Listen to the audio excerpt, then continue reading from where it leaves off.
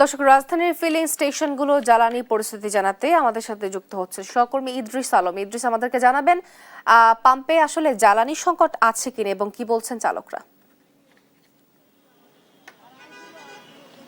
তো আপনি যেমনটি বলছিলেন, আমি এই মুহূর্তে দাঁড়িয়ে আছি সংসদ ভবন এলাকার যে আসাদ গেট এলাকা রয়েছে সেখানে।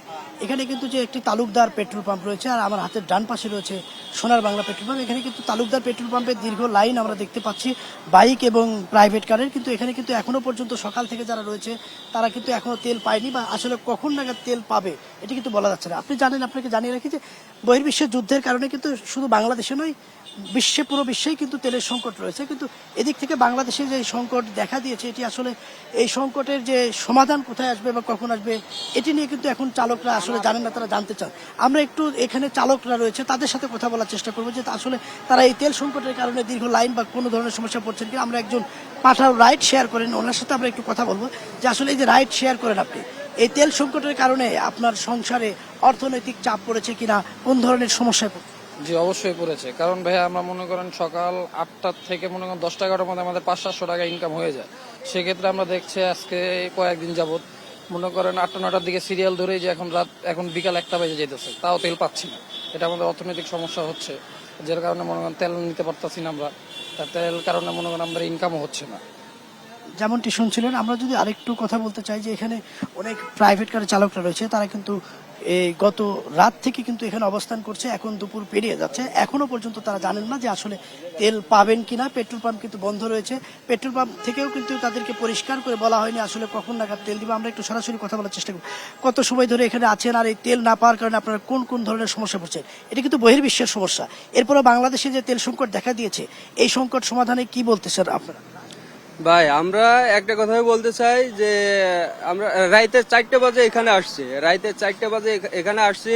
পাম্পের লোকজন বলছে যে 3টে বাজে গাড়ি আসবে। তো 3টে বাজে গাড়ি আসবে কিনা এটা শিওর বলতেছে না, বলতেছে 3টে বাজে গাড়ি আসার সম্ভাবনা আছে। যেমনটি শুনছিলেন, এখানে যারা দাঁড়িয়ে রয়েছে তারা কিন্তু বলছেন যে তারা গত রাত থেকে লাইনে দাঁড়িয়ে এখন দুপুর নাগাদ তারা শুনতে পাচ্ছেন যে 3টা নাগাদ হয়তো গাড়ি আসতে পারে। আসলে আসবেন কিনা এটিও কিন্তু এখনো তারা নিশ্চিত নয়।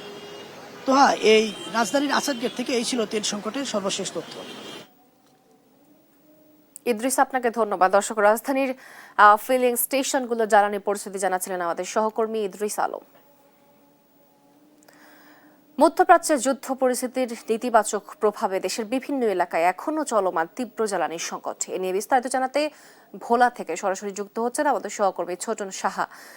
ছোটন, ভোক্তারা কি বলছেন এবং বিস্তারিত কি তথ্য আছে আপনার কাছে?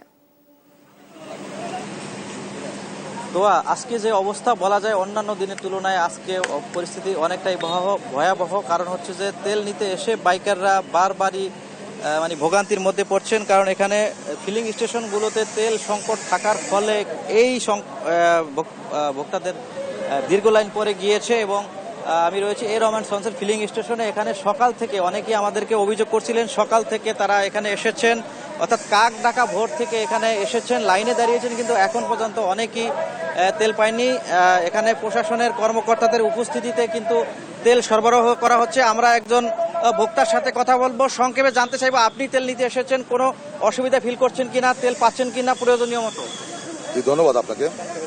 সর্বোচ্চ প্রথমে আমার যে বিষয়টা হচ্ছে, তেল আমাদের যতটুকু প্রয়োজন, আমরা যদি সুষ্ঠুভাবে আমাদের ব্যক্তিগত মন মানসিকতা হয় যে আমার যতটুকু আজকে প্রয়োজন বা 2 দিনের প্রয়োজন, যে 300 টাকার তেল দেয় বা ইয়ে করে, এটার জন্য আমাদের জন্য যথেষ্ট।